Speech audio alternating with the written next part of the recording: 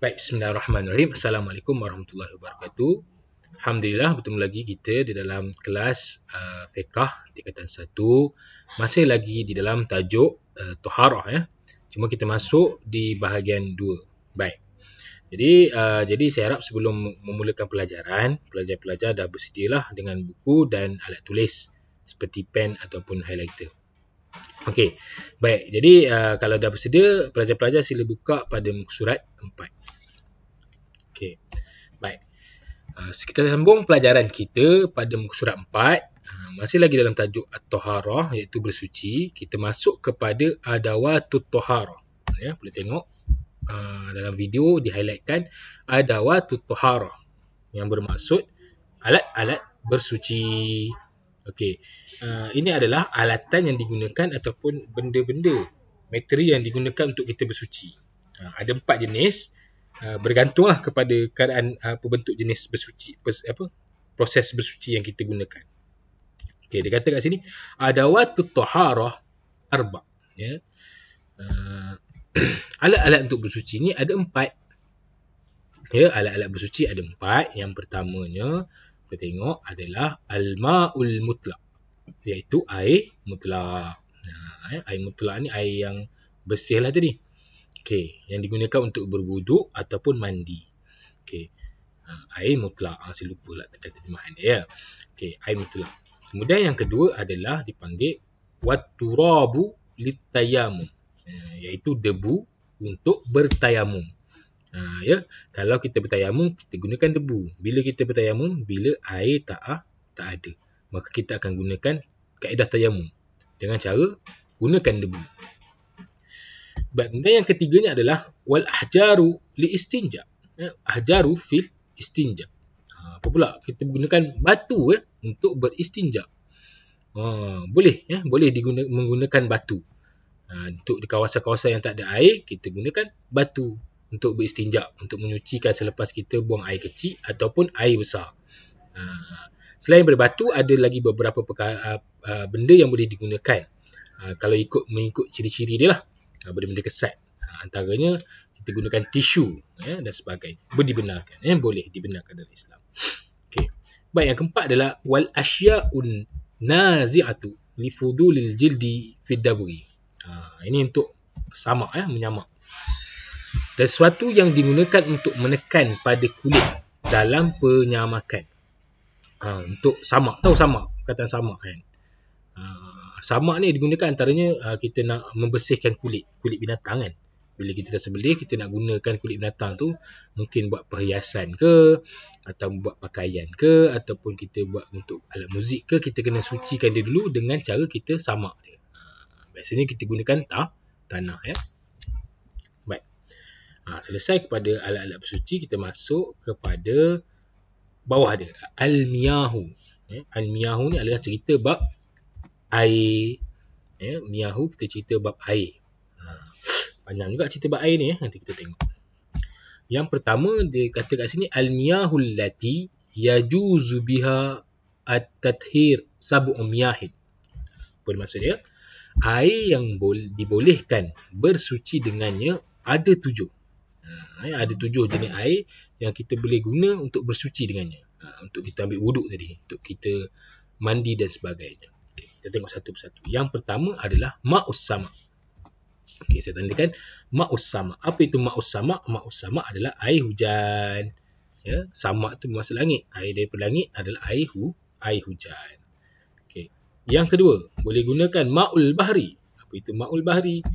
Air laut. Okay. Air laut pun boleh digunakan ya. Kemudian adalah ma'ul nahri. Tadi bahri, ini nahri. Agak-agak apa? Ya betul. Air sungai ya. Kemudian yang keempat, kita boleh gunakan ma'ul bi'ri. Apa dia air ma'ul bi'ri? Ma'ul bi'ri bermaksud air telaga. Air telaga kan. Kalau orang dulu dia banyak pakai telaga. Sekarang korang tak tahulah, zaman koma ni kena ada lagi telaga. Kan?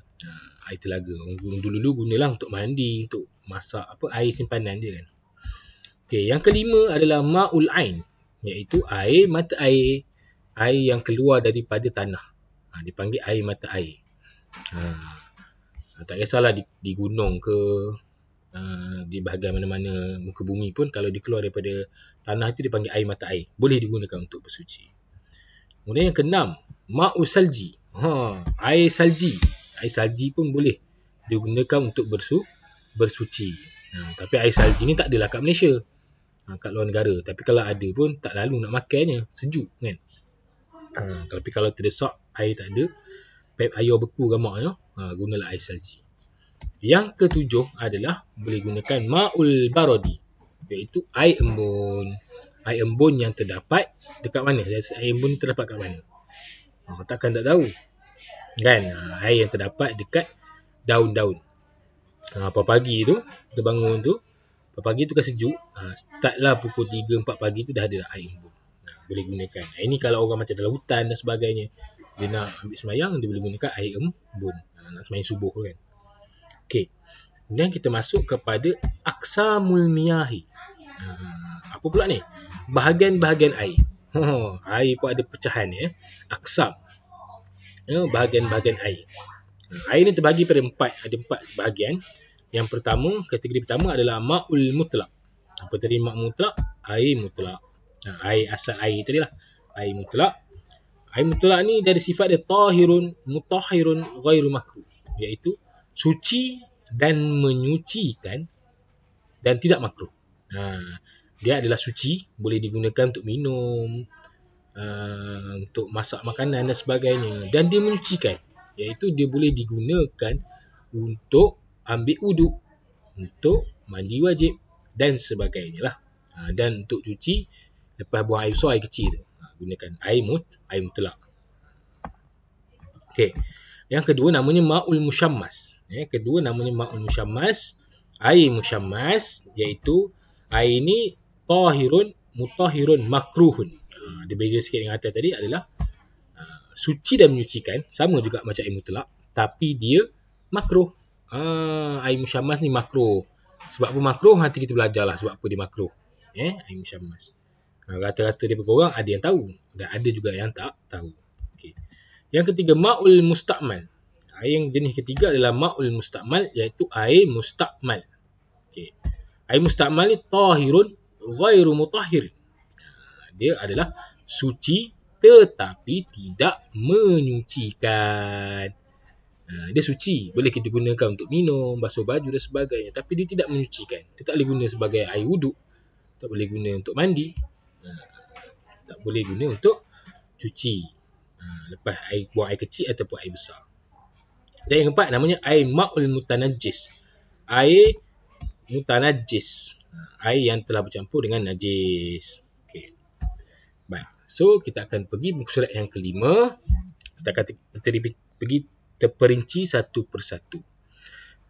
Cuma hari ni saya akan menyentuh ma'ul mutlaq dengan ma'ul musyammas saja dulu. Ma'ul musta'mal tu dia panjang sikit, dia ada pecahan-pecahan lagi. Jadi kita ambil dua.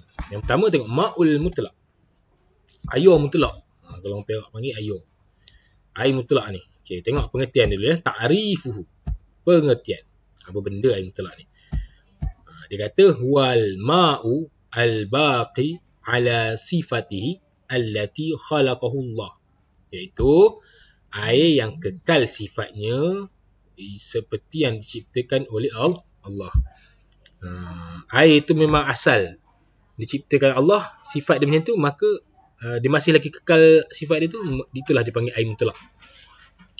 Air dia tidak berubah lagi, tidak menjadi air. Contoh air mutlaq tadi air hujan. Dia tu air hujan tu tak bercampur dengan apa-apa air lagi, dia jadi air, masih air mutlaq. Ataupun air pipe yang digunakan tadi, air pipe tu datang daripada sungai, dia tak berubah sifat lagi, maka itulah air mutlaq. Okay, contoh dia. Contohnya, tengok ma'ul bahri. Tadi kita belajar, ketujuh-tujuh tu adalah asal kepada air mutlaq, iaitu air laut. Kita boleh tengoklah. Ma'ul bi'ri. Apa yang ma'ul bi'ri tadi? Air telaga. Ma'ul bardi, air embun. Air mata air. Air hujan. Air sungai. Dan air salji. Air ni adalah air mutlaq. Selagi mana dia tak berubah sifat-sifat dia tu, dia masih air mutlaq, walaupun kita tak ada simpan. Okey. Kemudian kita tengok hukumnya. Hukum air ni tadi, apa hukum menggunakan dia? Tahirun fi nafsihi mutahhirun li ghairi. Iaitu suci pada dirinya dan menyucikan yang selainnya. Itu tadi. Kita boleh, dia suci dah, dia bersih, kita boleh guna untuk minum dan sebagainya, dan dia bersifat menyucikan. Dia boleh digunakan sebagai alat bersuci untuk kita ambil wuduk dan juga mandi wajib tadi. Okey. Kemudian dia adalah ghairu makruhin istimaluhu. Dia tidak makruh digunakan. Boleh digunakan, dia tak dimakruh. Makruh ni adalah tak digalakkan digunakan, kan? Dia menghilangkan pahala, tapi ini tak makruh. Liqaulihi ta'ala wa yunazzilu 'alaikum minas sama'i ma'an liyutahhirakum bih. Dan diturunkan ke atas kamu daripada langit ma'an, air liyutahhirakum bih, untuk kamu bersuci dengannya. Okey, baik, surah Al-Anfal. Boleh tengok surah Al-Anfal. Baik, terusnya yang kedua kita masuk ma'ul musyammas. Ya, bawah dia, bawah air mutlak tadi, ma'ul musyammas, iaitu air musyammas. Apa itu air musyammas? Kita tengok ta'rifuhu, pengertiannya adalah wal ma'u muskhannu bita'thiri asyamsi fih, iaitu air yang dipanaskan kerana kesan matahari padanya. Air yang panas kerana kesan matahari. Itu dia, air musyammas. Okey, syurutuhu adalah syarat-syaratnya. Syarat-syarat air itu menjadi air musyammas ada syarat dia. Bukan semua air yang terjemur tadi dalam matahari tadi menjadi air musyammas. Ada 3 syarat yang kita kena tahu. Yang pertamanya adalah ayyakuna fi biladin harratin. Mestilah dalam negara yang panas. Mesti tadi air tadi tu air yang berada di negara yang panas. Kan? Kalau negara sejuk, tengah-tengah hari pun, kalau letak air pun tak panas air tu, sejuk. Siap beku. Okey. Contohnya negara-negara seperti apa? Contohnya negara seperti Burkina Faso. Antara negara yang paling panas di dunia adalah Burkina Faso. Sudan, negara Arab, dia orang ada padang pasir. Begitu juga dengan saya tengok negara apa ni, negara-negara belah Afrika lah, Senegal dan sebagainya. Dan juga negara Arab Saudi lah sendiri. Ya, di antara negara yang disebut negara yang ada gurun. Ya. Kalau masuk juga Amerika Syarikat yang ada gurun-gurun tu, kalau air di gurun tu dia boleh jadi air musyammas. Tapi kalau duduk Malaysia ni tak adalah, sejuk lagi lah. Orang kata gaduh panas-panas ni sejuk lagi Malaysia ni. Pergi duduk kat sana, baru kamu tahu. Okey. Yang kedua, ayyakuna fi awani muntaba'ati kal hadid. Ya, mesti dalam bekas. Bekas yang bekas logam lah.